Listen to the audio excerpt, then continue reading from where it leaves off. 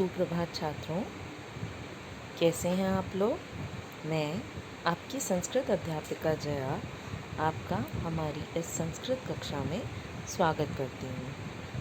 बच्चों, हमने अपनी पिछली कक्षा में शब्दरूप प्रयोगः व्याकरण के पाठ 3 का पहला भाग यानी कि चतुर्थी विभक्ति तक अच्छे से पढ़ा था। क्या आप लोगों को याद है? आशा करती हूँ आप लोगों को पहली 4 विभक्तियाँ जो कि कारक के अनुसार कर्ता, कर्म, कर्ण और संप्रदान को संबोधित करती हैं, वह चारों अच्छे से याद हैं। आज की कक्षा में हम अपनी पंचमी विभक्ति यानी कि अपादान कारक से पढ़ना शुरू करेंगे। तो चलिए अपनी कक्षा को शुरू करते हैं और हम चलते हैं अपने पंचमी विभक्ति यानी कि अपादान कारक पे। तो सभी छात्र अपनी अपनी पुस्तकें खोल लीजिए, हम अपना पाठ शुरू करते हैं।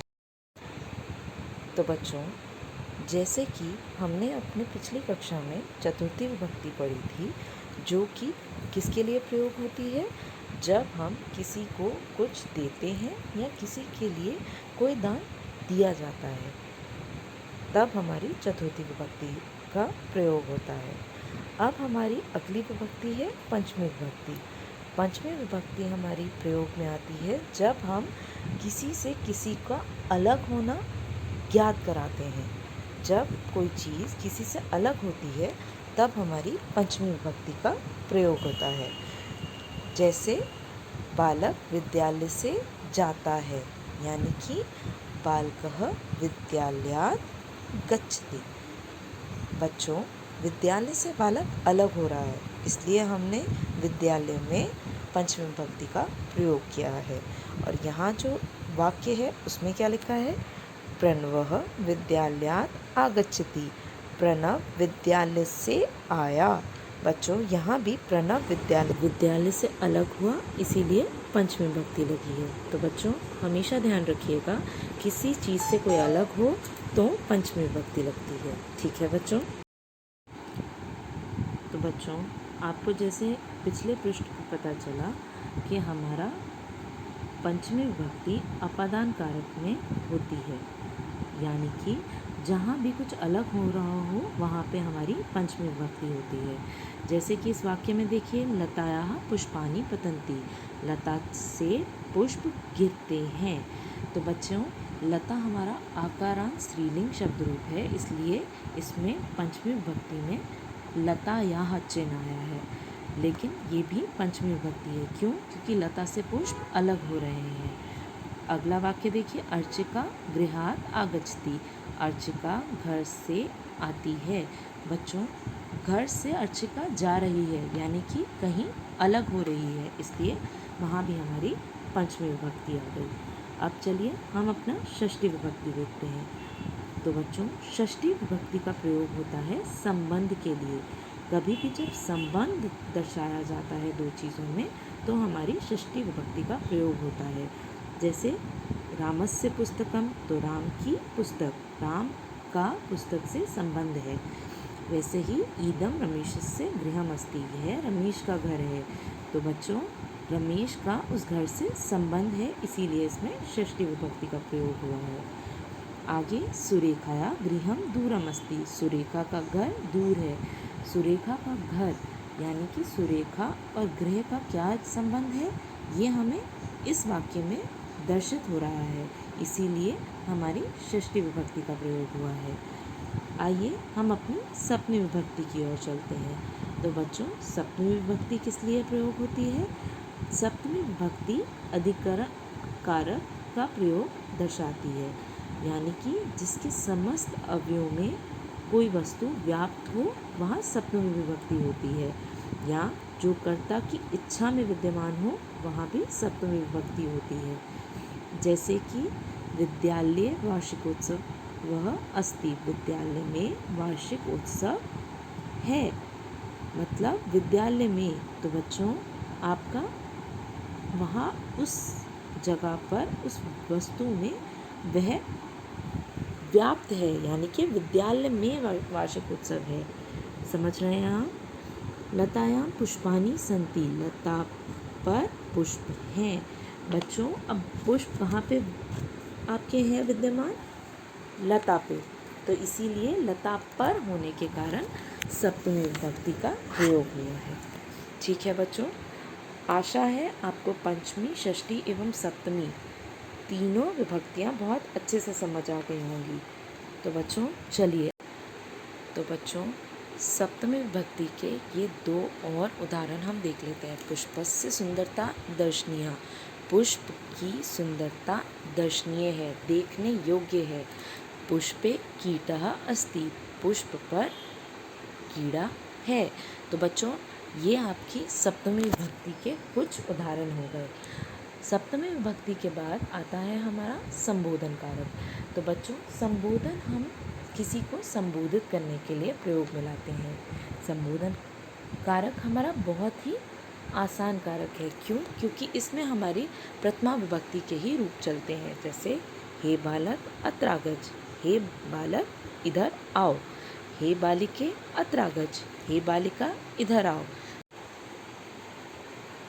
संबोधन पढ़ने के बाद बच्चों आपकी आठों विभक्तियों का आपको ज्ञान हो गया है।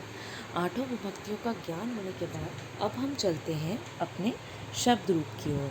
तो बच्चों शब्द रूप कई प्रकार के होते हैं, पर ये बनते कैसे हैं? तो चलिए जानते हैं।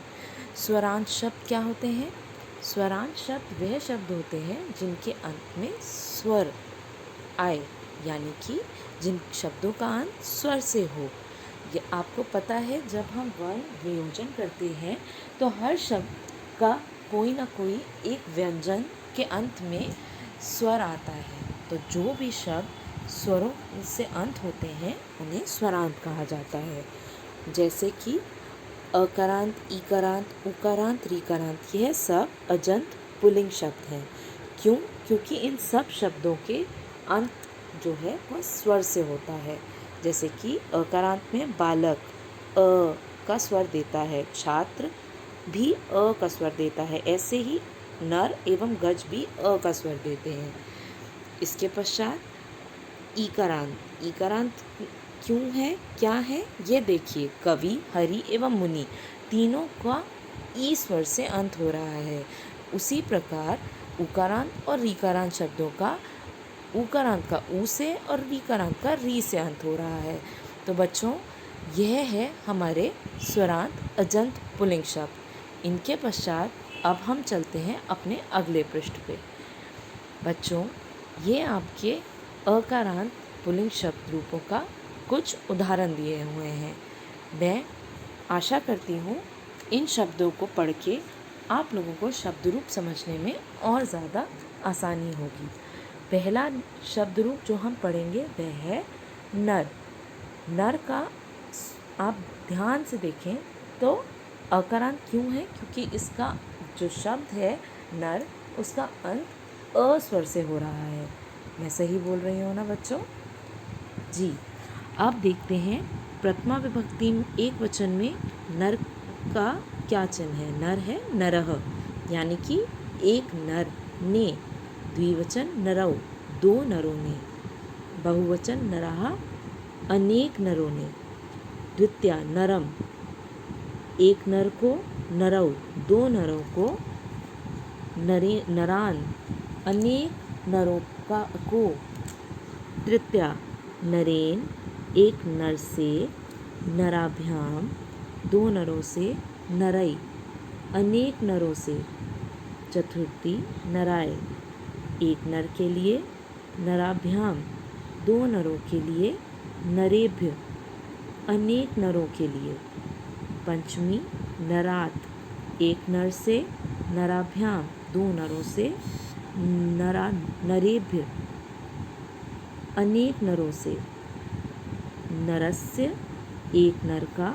नरयो, दो नरों का। नरानाम, अनेक नरों का। सप्तमी विभक्ति नरे, एक नर में या एक नर पर। नरयो, दो नरों में या दो नरों पर। नरेषु, अनेक नरों में अथवा अनेक नरों पर। संबोधन हे नर, ओ नर, हे नरौ, हे दो नरों, हे नरहा, ओ बहुत सारे नरों। तो बच्चों, अभी हमने अकारांत पुल्लिंग का नर शब्द पढ़ा। इस नर के ही तरीके से, नर के ही चिन्हों के अनुसार आपके बाकी अकारांत शब्द भी चलते हैं, यानी कि नृप, गज, अश्व, राम, शुक, बक, खग, सूर्य, अनल, जनक, छात्र, शिक्षक, पुत्र आदि। ये सभी अकारांत पुल्लिंग शब्द हैं। तो बच्चों, आशा है इस कक्षा में आपको सारी विभक्तियाँ एवं नर अकारांत पुल्लिंग शब्द बहुत अच्छे से समझ आया होगा। हम अपनी अगली कक्षा में ईकारांत एवं अन्य पुल्लिंग शब्द करेंगे। तब तक के लिए आज की कक्षा का घर पर ज़रूर प्रयास करिएगा और मुझे बताइएगा कि आपको समझ आया या नहीं। तब तक के लिए मैं आपकी संस्कृत अध्यापिका आपसे इजाज़त लेती हूँ। आप सभी अपना ध्यान रखें। धन्यवाद।